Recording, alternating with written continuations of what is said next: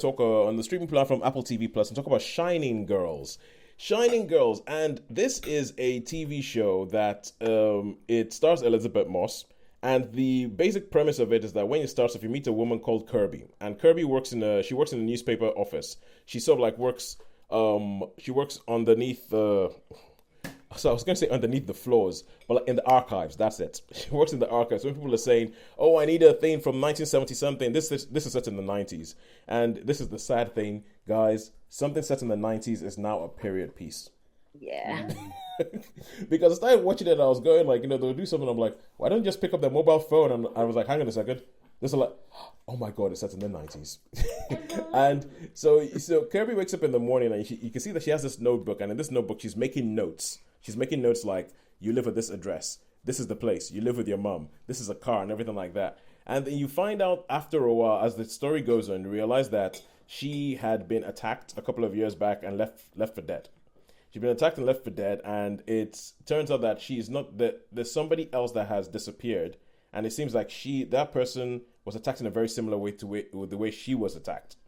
And so she starts working in the newspaper office and starts trying to piece together and saying, look, we need to catch this person. We need to figure out what's going on. We need to find out, well, I would like to catch this person who's done this with me. And then they tell you straight up at the beginning who is doing these things. It's a character played by Jamie Bell who doesn't have a name at the beginning of the show. It's just this random character.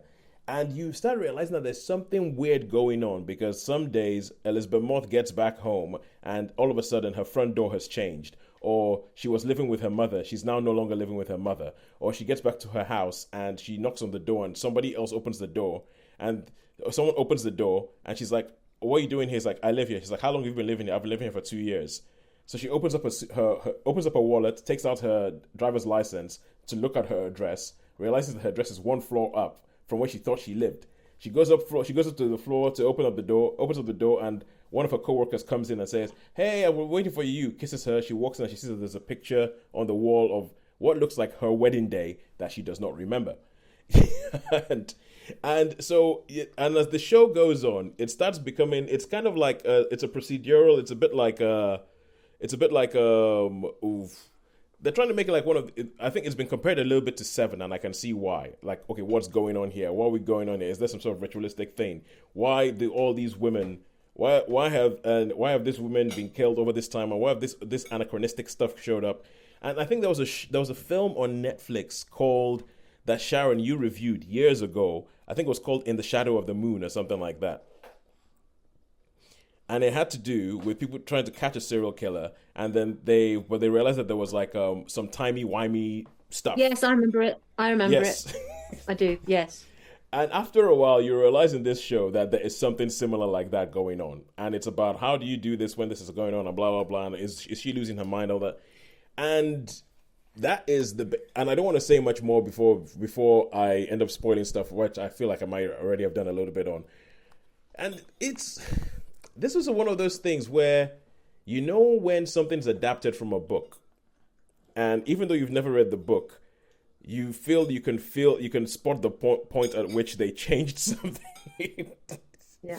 You can go, okay, this was going all right, and it was going. Then all of a sudden there was this sort of gear change that feels like it's been tacked on, like like an ill-fitting extension on a house or something like that, and you're like, that doesn't really work, and everything like that. And then where the show ends up, I remember I was just watching it going, but hang on, what about that? You forgot about that person. You forgot about that character. What goes on with that? And the final resolution to this whole mystery of how it goes, I'll be polite and say I have questions. I'll feel like I have questions. It does some interesting things. It does some, especially with the Jamie Bell character and where he comes from and what happens and what is the mechanism through which all this stuff is going on and all that. Because people are saying that they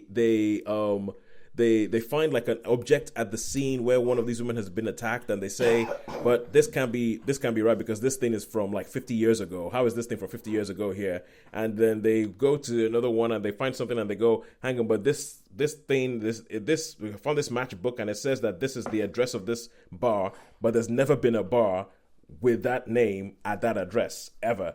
And and some bits are good, but then some bits I'm just kind of like, the way it ends up is one of those things where you kind of feel, I think I see what you were trying to do.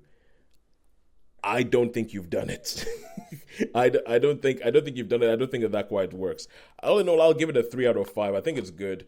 I think it's good, but not quite as good as I think they want it to be, or as good as they think it is. Sorry, I'm being played off the stage.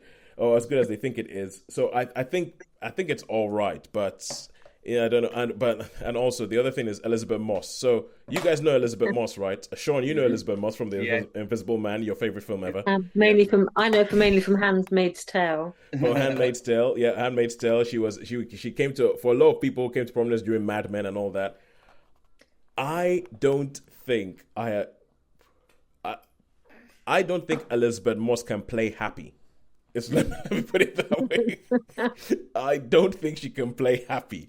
I think you sort of like, you go to different actors and when you cast a certain actor in a certain thing, there's a shorthand. Oh, that person's in it. It's going to be this kind of thing. It's like I feel like, okay, oh, Elizabeth Moss is in it. Oh, this is going to be heavy. This is going to be heavy. This is not going to be a barrel of laughs. So yeah, and so that is it. That's what I would say for Shining Girls. 3 stars for Shining Girls on Apple TV Plus.